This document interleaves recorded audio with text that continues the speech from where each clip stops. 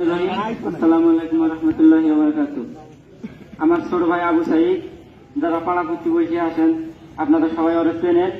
ও একজন ভালো মেধাবী ছাত্র ছিল, সে এখন আমাদের মাঝে নেই।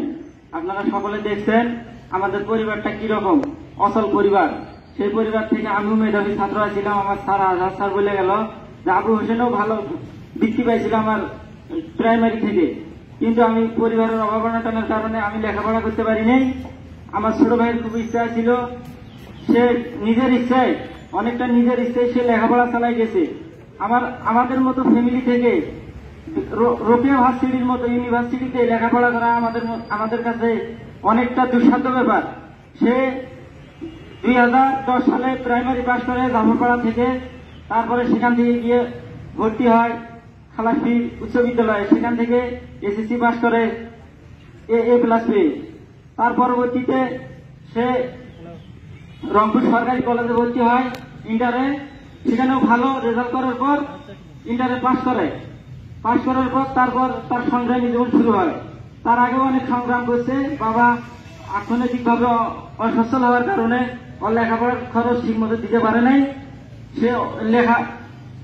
সে টিউশনই করে নিজের লেখাপড়ার খরচ চালাইছে।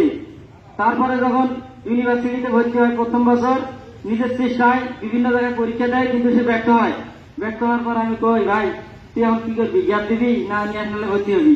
কয় কি না ভাই আমি আরেকবার চেষ্টা করি দেখো।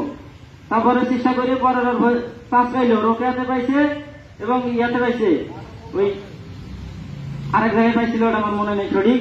তারপরে কইলাম হোক, বাড়ির কাছে আছে রোকেয়া, ওখানেই ভর্তি হোক। তারপরে টিউশনি করে লেখাপড়া চালাইয়া এবার তার ফাইনাল পরীক্ষা দিছে। পরে জিজ্ঞেস করছিলাম রেজাল্ট কিরকম হয়েছে তোর? কয় যে ভাই আমার ডিপার্টমেন্টে আমার রেজাল্ট আছে 2 নম্বরে, আমার তো একটা মেয়ে বেশি আছে। এবার ফাইনাল পরীক্ষাটা দিচ্ছি, রেজাল্টটা বের হলে ফাইনাল রেজাল্টটা চলে আসবে। সে একজন গরিব সব মেধাবী ছাত্র ছিল, সে আসছিল অন্যায় প্রতিবাদকারী। সে আন্দোলন করছে, ঠিক আছে, সে একাই করে নাই, তার সাথে তার যারা সহপাঠী ছিল সবাই আন্দোলনে শহীদ হয়েছিল। কিন্তু আমার ভাইরে নির্মমভাবে হত্যা করা হয়েছে, আমার ভাইরে। অনেক ছাত্র ওখানে উপস্থিত ছিল, সবাই আন্দোলন করছে, আমার ভাইরে গুলি করে মারা হয়েছে। আমি এটার বিশ্বাস চাই। আর আমার ভাইয়ের জন্য সবাই অন্তরের অন্তঃস্থল থেকে দোয়া করবেন। আর যদি কারো পাওনাবাদী থাকে আমাদের সাথে যোগাযোগ করবেন। আর আমি চাই, আমার ভাই মারা গেছে, সারা দেশব্যাপী তোলপাড় হয়ে গেছে।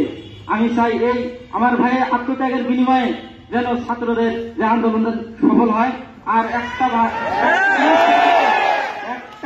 মায়ের বুক যেন খালি না হয়। আমার আদরের ছোট ভাই,